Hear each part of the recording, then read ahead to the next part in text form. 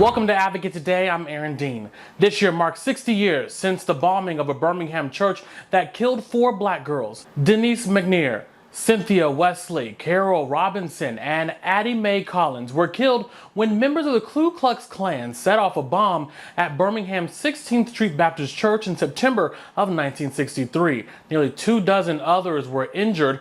3 of the 4 Klansmen implicated in the bombing were eventually charged and convicted. The first conviction of Robert Chambliss, or Dynamite Bob as he was known, didn't come until 1977, more than a decade after the bombings. 2 others weren't convicted until 2001 and 2002.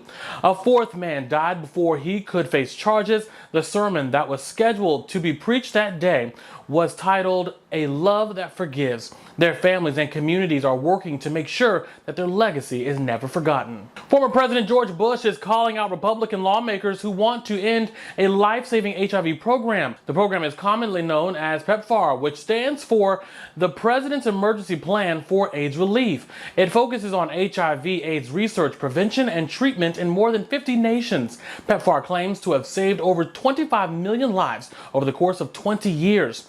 Funding for PEPFAR has totaled $110 billion over its lifetime, which it is the largest commitment by any nation to address a single disease in the world. The program is up for reauthorization in Congress along with the budget, which faces a September 30th deadline. Bush is expressing concern that abandoning PEPFAR would forfeit 20 years of progress in the battle against HIV. Nashville has elected their first transgender council member to the Nashville Metro Council. Olivia Hill is the state's first ever trans woman elected to office. Hill successfully ran for one of Nashville's 5 at-large seats. All 5 seats are being filled by women. 22 women now sit on the 40-seat council. Hill is also a board member of the Tennessee Pride Chamber and was the Grand Marshal of the city's Pride celebration. Vice President Harris has launched the Fight for Our Freedom College Tour at Hampton University. Harris will be visiting 12 schools in 7 states, but her first stop was at an HBCU. Topics will include reproductive freedom, gun safety, climate action, achieving equality, and teaching America's full history. The tour will also include visits to Hispanic-serving institutions, community colleges, and apprentice programs. Harris hopes the tour will outline the work ahead to protect key freedoms and encourage young people to register to vote. Well, college classes are back in session, and there's a new resource for high school seniors and juniors who are trying to make sure that they pick the right school and if that school is LGBTQ friendly or not. Campus Pride is out with their annual list, the best of the best LGBTQ friendly colleges and universities. And you might be surprised who's on that list and who's also not on that list. Well, I got the details from Campus Pride's founder, Shane Windmeyer. Shane, hello, how are you today? I'm doing great. How are you? I'm doing well. Thanks so much for joining us. Most definitely. It's good to be here. You know, your organization just recently shared a list of the best LGBTQ friendly colleges and universities. Can you kind of share some of those big takeaways from this list? Who made that list?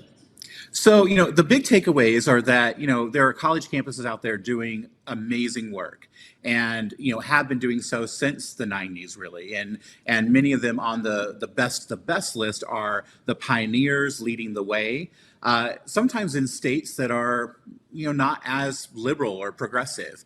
Our list is based on the Campus Pride Index, which colleges have to come out and be willing to, take the assessment tool that looks at policy, program, and practice. And there are many campuses, whether it be, Penn or Indiana University in the middle of the United States. They have been doing this work and doing it, for a number of years. And those pioneers are the ones who typically make the best of the best list. The Campus Pride Index is for any campus that wants to come out and be LGBTQ friendly and become better and improve their programs and services. So, that's what there are 30 this year that we highlighted, the top 30 best of the best.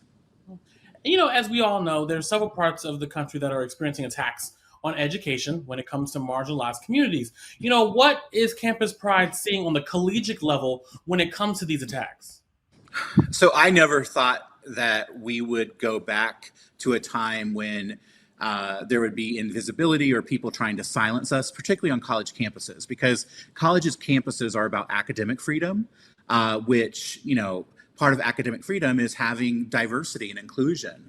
And there are, states like Florida that have effectively banned diversity and inclusion programs and services, and now in Texas doing the same thing. And so it is very troubling, particularly for students that have paid tuition dollars. And when they paid those tuition dollars, they expected to have an LGBTQ resource center or to have LGBTQ services and programs. And now the state legislature, government politicians are telling campuses what they can and can't do as far as preparing young people for the workforce, which, as we know, careers rely on employees that know how to have other employees who are diverse and how to deal and create teams. And if you don't know queer people, if you don't have LGBTQ plus services, you're going to lack that type of diversity in employment. And when it you all excluded Florida and Texas from your school consideration list, correct? Can you explain that decision for our viewers? So the best of the best list is the pioneers, the campuses that are truly kind of the cream of the crop when it comes to policy, program, and practice for LGBTQ plus communities.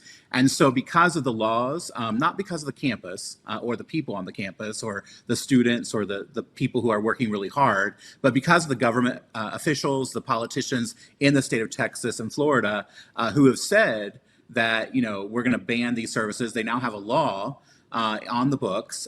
We just didn't feel we could have a credible list that had the best of the best and have schools in Texas and Florida.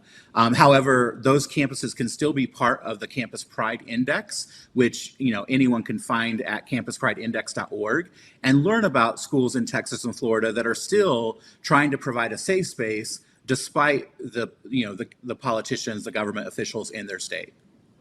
What, from the work that you do, what are some good examples of schools or programs that you've seen that really do help build up that pride and inclusion?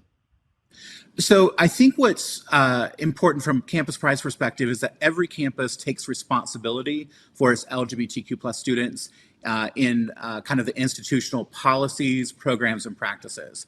You can have a student club or maybe a drag show or something going on, but unless you've institutionalized the commitment, the responsibility for LGBTQ plus students, then you truly, don't have a foundation of support. You have, oftentimes 2 or 3 years where there's out LGBTQ plus students, but then they graduate. And so campuses need to take responsibility for the recruitment, the academic success and retention of their LGBTQ plus students. And so, campuses that actually ask optional identity questions and, track the academic progress and making sure that LGBTQ plus students at all their intersections, because obviously we don't live just as queer people, we live as queer people of color, queer people of faith, but regardless of the intersection that they're successfully graduating, having an LGBTQ resource center on campus, making sure that there's gender inclusive housing, gender inclusive restrooms, that the healthcare on campus is trans accessible and affirming for trans folks. Those are the types of policy, programs, and practices that you can find on the Campus Pride Index. What advice do you have to a student at college who is queer and is looking for community? So first of all, there are many campuses out there that want out LGBTQ plus queer people to be on their campus. So take your time. Think about what you want to do with your life, which I know is always the first challenge, is knowing what to do. Find out how close you want to be to your chosen family or whoever, and make a decision that means something. But authentically, you need to be able to live your full self on that campus and feel comfortable and safe. So ask questions. Campus Pride has a website that has a college guide on it that you can check out, and it will help you kind of in choosing that perfect campus. And realize that a 4-year campus isn't for everyone, and there are many trade and vo-tech schools out there. And what's most important is that you do what you love, and that allows you to be successful in your life. Thanks for watching Advocate Today. Download the app in the Apple or Google Play Store to stream us live. And you can even subscribe to our Advocate Channel YouTube page. For Advocate Channel, I'm Aaron Dean.